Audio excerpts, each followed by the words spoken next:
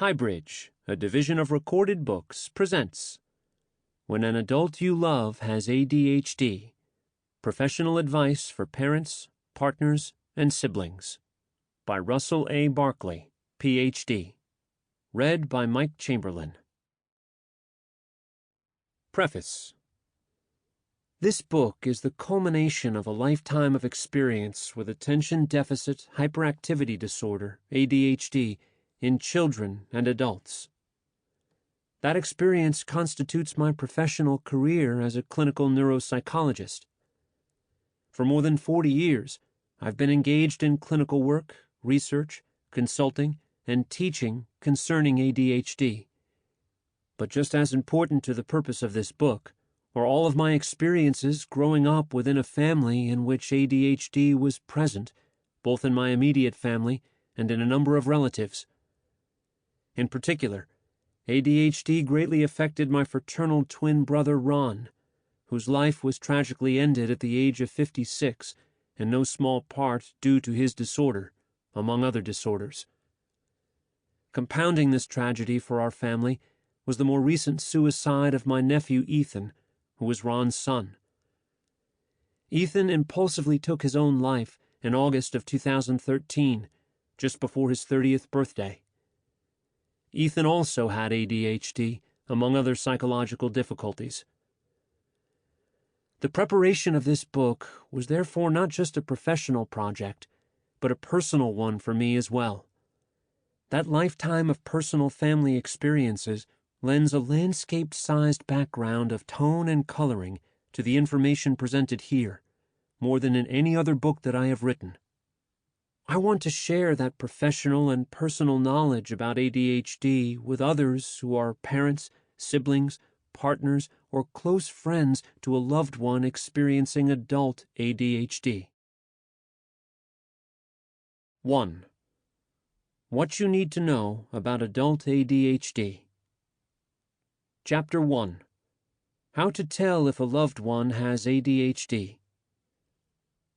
Do you know an adult loved one who you feel has serious and persistent problems with their attention, concentration, distractibility, impulsiveness, forgetfulness, self-control, or all of these symptoms? Do you have an adult child, partner or spouse, brother or sister with these problems? If so, do you want to know more about attention deficit hyperactivity disorder, ADHD, and especially how you can best help them? Then this book is for you. Why should you trust what I have to say about ADHD? Because I know ADHD inside and out, personally and professionally, like very few others do. I have conducted research on ADHD since 1973 and have published nearly 300 scientific studies and book chapters on ADHD and related disorders. And every week, I follow every research article newly printed in the world's scientific journals to stay abreast of key developments in this field and to summarize those key findings in my newsletter, the ADHD Report. So ADHD is my professional specialty. But it is not just a professional focus for me. Members of my own family also have ADHD. They include not only various extended relatives, but also a fraternal twin brother, Ron, whose ADHD indirectly cost him his life in a car crash in the summer of 2006. I share more of his story later in the book. Just as tragic was what happened 7 years later when Ron's son with ADHD impulsively committed suicide after an argument with a girlfriend. So I have a personal stake in understanding ADHD and how it affects those of us who deeply care about someone with adult ADHD. You want to know what ADHD is all about. You want to know how you can tell if a loved one may have it. If they do, you want the facts about it straight up, not sugar-coated. You also want to know all the risks ADHD imposes on those who have it, and indirectly on those, like you, who care about them. You also want to know what helps treat adult ADHD and what you can personally do to help your loved one. By effectively treating your loved one with ADHD, he or she can have a happier, more successful, and more effective life, and a stronger, closer relationship with you and others. You need to know what doesn't help ADHD so that you don't waste valuable resources on sham treatments. And you likely want to know what you can still do if your loved one does not yet want your help or anyone else's. You want to know all these answers directly and quickly so that you don't waste your time. I will do just that. I won't tell you how great ADHD is, because it isn't. I won't tell you what a gift it is for those who have it, because it's not. It is a serious disorder that your loved one would give up in a heartbeat if that were possible. Yes, people with ADHD can be incredibly successful. I discuss some of them. But their success is not due to their ADHD. It is the result of how they and the loved ones around them helped that person to master and manage it, and then to pursue paths in life, often non-traditional ones, in which ADHD might not pose such a big problem. What ADHD looks like. The signs of adult ADHD are many, but can be initially classified as difficulties with attention, inhibition, and excess activity level. Those all have something larger in common. They all reflect a substantial problem with self-control, as I discuss in the next chapter. Here, I want to explain what signs and symptoms have to be present for someone to be diagnosed as having ADHD. Before I do so, you need to understand that ADHD falls along a spectrum or dimension of symptoms in the human population. Most people have no symptoms, or just a few that occur only occasionally. Others have more frequent symptoms, but those do not interfere much, if at all, with their daily life activities.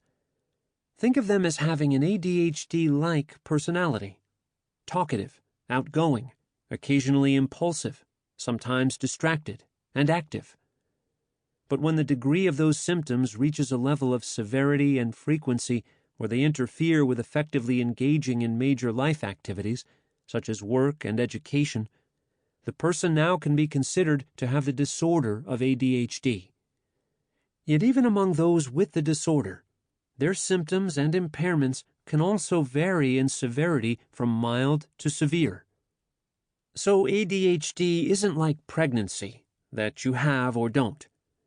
It is like language ability, in which people range from gifted to typical, to severely deficient, or completely unable to talk. In this book, I focus on adults with ADHD who have been impaired enough to qualify for a clinical diagnosis of the disorder. But understand that milder forms of the condition can exist in some adults and not be very impairing, if at all. I choose this focus of necessity because the majority of adults likely to buy this book have loved ones who are substantially impaired from their ADHD, or they probably wouldn't bother with it. In explaining ADHD, I won't talk down to you or oversimplify it. Instead, I explain the science of ADHD to you like any educated person would want it explained, professional terms and all, as if you were sitting before me in my office. To help you understand how ADHD symptoms can affect people differently, I give you quotes from real people and real-life case stories across a wide range of adults and their situations. These range from people who are highly successful in their work, although often not in certain domains of life outside of work, to people who struggle to sustain their employment at all, and from those with just a few focused problem areas to those with many issues. I do all this to show the broad diversity of how ADHD adversely affects adults and their lives. But realize that although ADHD can be a very impairing disorder in adulthood, it is among the most treatable disorders in psychiatry, with many effective treatments for its management. I discuss those in the later chapters of this book. Dreams Interrupted: A Partner's Story of Adult ADHD. My current boyfriend with whom I live is 26 years old, and we are living in New England. His mother has told me that he displayed symptoms of ADHD very early in life. But his parents decided not to medicate him because of personal beliefs against drugs and not wanting to stamp him with the stigma often associated with the label in school. I've recently come to realize that his ADHD is still present and has largely been what's hindered him from accomplishing many of his goals up until this point.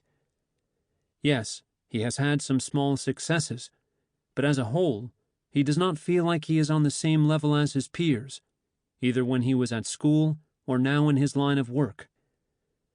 I can see all the symptoms of ADHD I read about on the internet. I wish his parents had taken them more seriously when he was a child.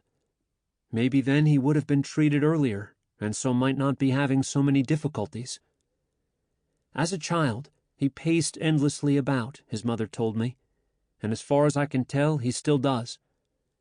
She said that through his middle and high school years, and even into college, his grades never matched his potential or high intelligence. He has friends to whom he has even taught grammar, English, and vocabulary because he is so smart. I know that some people don't have the amount of knowledge he does, yet they have finished their master's degrees, while he is kind of stuck in limbo, having yet to finish his undergraduate degree. His father told me that my boyfriend never had low grades when he actually completed his work. But he didn't complete a lot of it, and so he got a lot of zeros due to not turning in homework or projects. In college, he was able to get a number of A's, but that was offset by the fact that he also got a number of W's, withdrawals, or incompletes that resulted from not turning in final papers and from missing final exams. We have had a number of financial problems and debt since we have been together, because I often find that he has made bad decisions with money. A prime example: we now have just one car, but we used to have two. Up until 2 years ago or so, when I first met him, and we were both working full-time, we both had cars. He had a really nice sports car. Then it broke down. Of course, he had no savings, and we got completely overwhelmed, with no money to fix it. When he finally got the money to fix his car from his tax return a few months later, he decided that he wanted to show me some appreciation for being so helpful during some hard times. He knows that he shouldn't have, but he wound up on a whim taking me to Las Vegas for a long holiday weekend. He ended up spending $1,100 of the $2,000 he needed to purchase a new engine for his car. The car was later repossessed because he couldn't pay for everything he needed to fix it in time. He spends so much time wondering why he makes these horrible and impulsive financial decisions. This wasn't the first time he has done things like this. Another problem: he can't seem to stay with an occupation very long. After he left his initial job in sales, he decided to focus on his music full-time because he has always had a love of music and is a great musician. He has now had some pretty good successes with music. Yet one time he was working with a major writer who has written many popular songs. Here they are giving him instrumentals to write for them so they can add lyrics and pitch their songs to well-known artists. But when he is under the gun like this with a deadline, he can't seem to make himself sit down and write, even though it's what he has done since he was a kid and what he says he has always wanted to do. When the time came, he knew he had to sit down and work and just get one song placed with a major artist to get his foot in the door in that highly competitive business. But he was unable to stick with it. So he failed to meet their demands, and the song promoters dropped him. Now we are living in an unorganized, somewhat dirty, one-bedroom shack.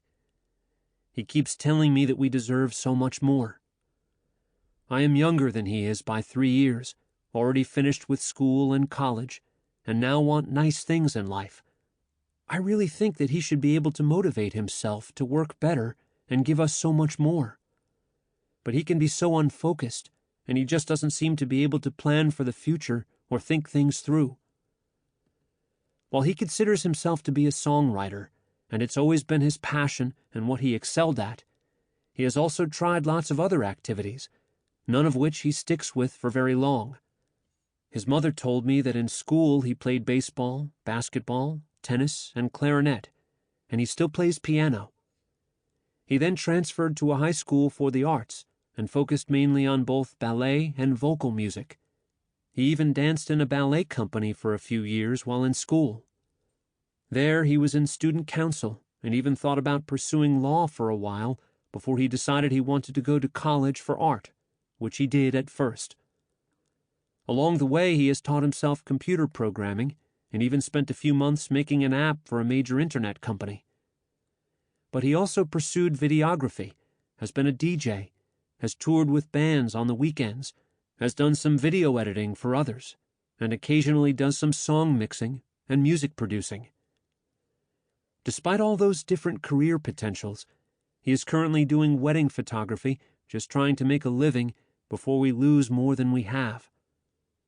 In short, he starts a million things, yet he doesn't finish much at all.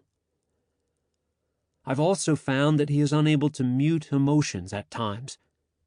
With me, he does his best to avoid arguments, because he considers us both to be generally positive people.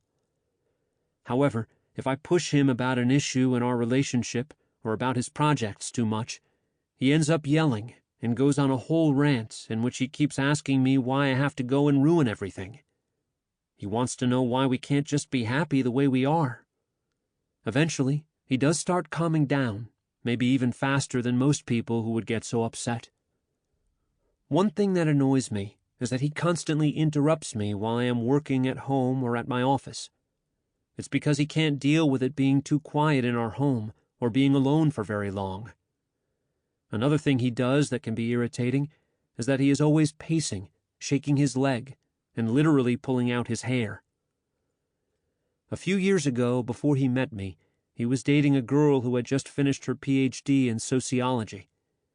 He told me that he would never forget what she told him when they broke up. She said, "I just finished my PhD. I'm going to want to settle down soon, start a family, buy a house, and you're not ready for any of those things. You're fun, and I enjoy spending time with you, but this is just right now. I'm not looking at you as a long-term option." I am starting to see her point. Yet he can be so sweet and kind to others, tutoring people who need help, answering questions, and volunteering to do things for others. We need to get him some professional help, or I may also have to move on from this relationship. Note: all cases in this book are real, but have all identifying information disguised so as to protect the identity of these individuals. In some cases, they may be an amalgamation of several different people I have known. It's about being very inattentive. When an adult has ADHD, inattentiveness may take different forms. It may mean the person cannot pay attention for long periods of time, or it may mean the person is easily distracted. I describe some common behavior patterns in the remainder of this chapter. Can't concentrate or sustain attention. I am 50, female, well-educated, and I even made it through law school. Yet I was diagnosed with ADHD 3 months ago because I cannot persist at doing things I find to be dull or boring. But much of legal work is just that, so I have floundered professionally and personally all my life. Everyone missed it while I was growing up, and even through college, because I was bright enough to learn things quickly. But the more I progressed in college and then in my career, the more I had to process, the more work I had to do that I found uninteresting, and the more trouble I ran into in school and later on the job. Now, with the diagnosis and treatment, everything has changed, and I have hope that I can live up to what I expect of myself personally and professionally. This symptom is especially likely to occur if the work to be done is dull or tedious. As a result, adults with ADHD often do not finish the projects they start, may not even begin the projects they know must be done, or they put off doing boring projects until the absolute last minute. Even if they start the work, people with ADHD are not able to sustain the focus of their attention on the task for as long as others are able to. Also, while doing work, they may daydream, talk to passers-by, jot down notes on unrelated projects or ideas, doodle on a notepad, interrupt the work frequently to get beverages, use the bathroom, visit with others, check email, surf the internet, or find anything else to do that requires less effort than the work they are faced with needing to get done.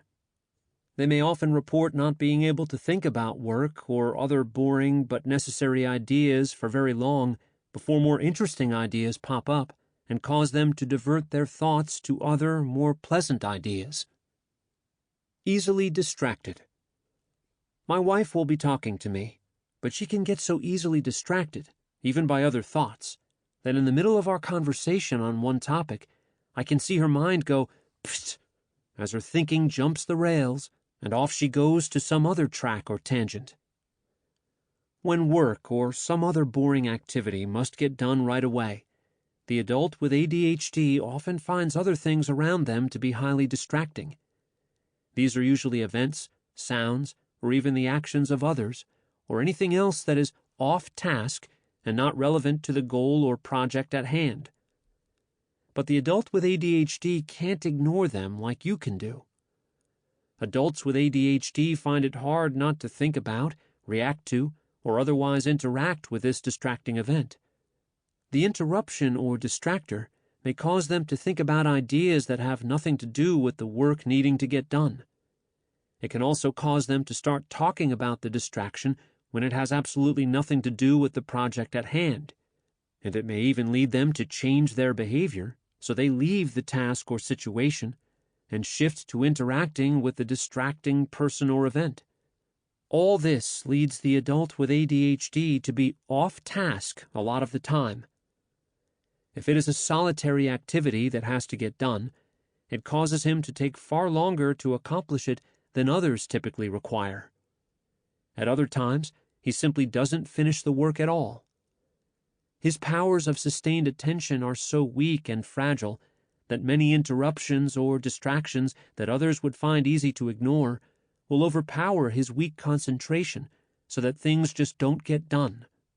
In short, more interesting but irrelevant events around him are like magnets or flashy neon lights to his restless mind. These distractions cause your loved one to get sidetracked easily from the business at hand.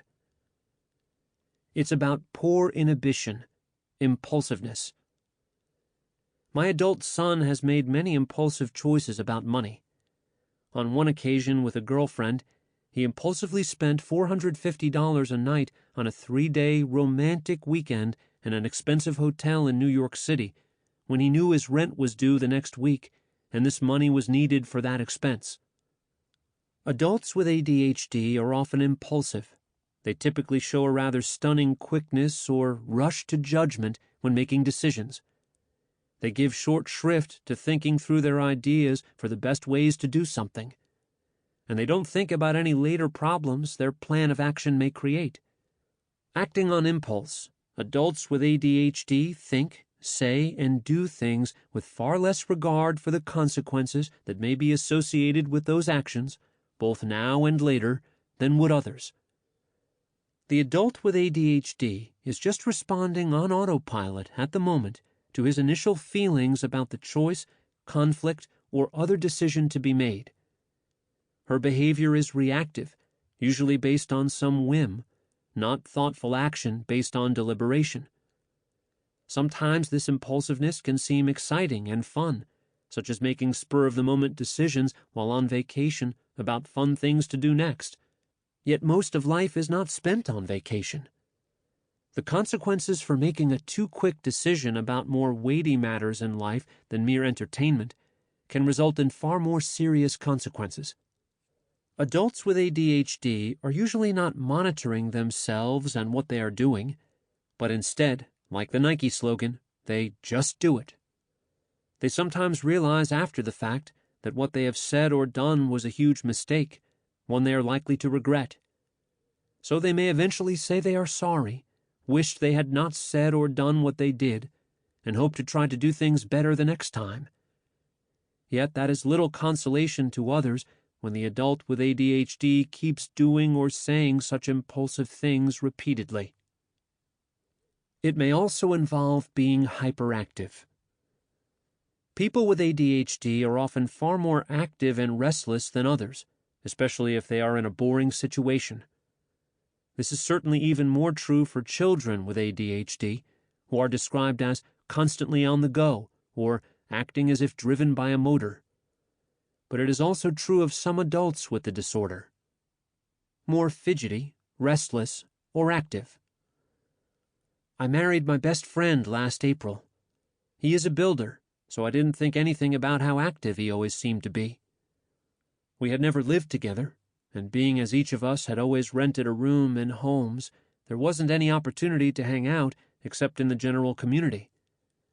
We didn't find a house to rent till May, so we didn't really live together till then. By mid-June, I was almost out of my mind with my husband's over-the-top behaviors. He is so active when we are home, cannot sit still for long to read or watch television, and always has to be doing something, even though he rarely finishes the projects he has started. Help! As children with ADHD grow up, their outward hyperactivity diminishes substantially. The climbing on things, running about, pacing, and generally moving more than others becomes far less of a problem by adulthood. Instead, it becomes a problem of feeling more internally restless. This leads to feeling as if he needs to stay busy in various activities. Minor fidgeting may be especially apparent when he is bored, like when he has to stay seated or confined to a classroom or meeting room. He feels a need to stay busy with lots of activities to do, such as sports and physical pursuits. Adults with ADHD may also like more active work, such as the trades, travel, sales, videography, physical education, sports, the military, police work, driving for a living, emergency medical technician or physician, or even trial lawyer. Often talk excessively. I am 51 years old and a saleswoman. I was diagnosed with ADHD as a child. I can't stop talking or thinking or changing from project to project, or keep a job, or stick with anything I say I'm going to do.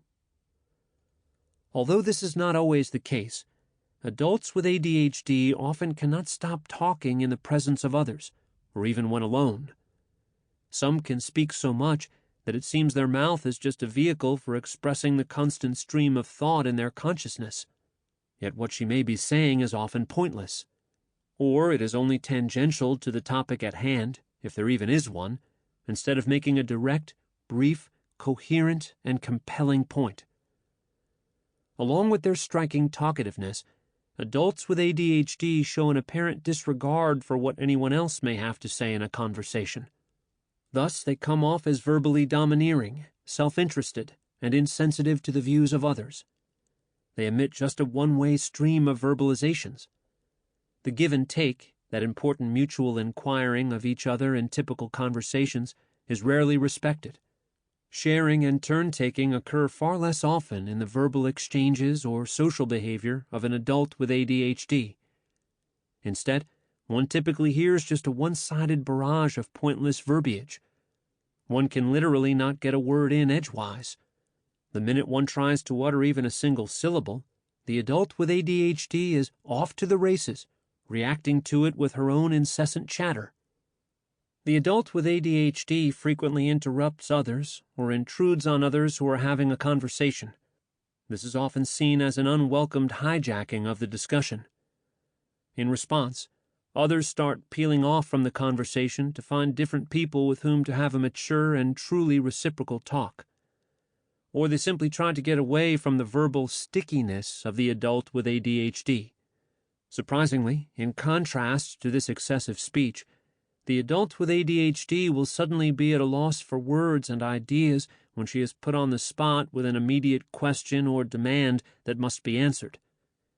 In a classroom situation, for example, instead of giving a clear, logical, and brief explanation of the key ideas on a topic, an adult student with ADHD gives a smattering of spontaneous reactions containing only the most concrete and obvious contents of the assigned reading, if that.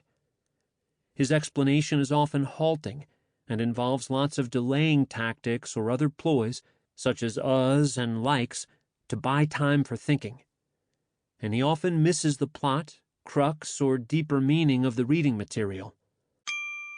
Sample complete. Ready to continue?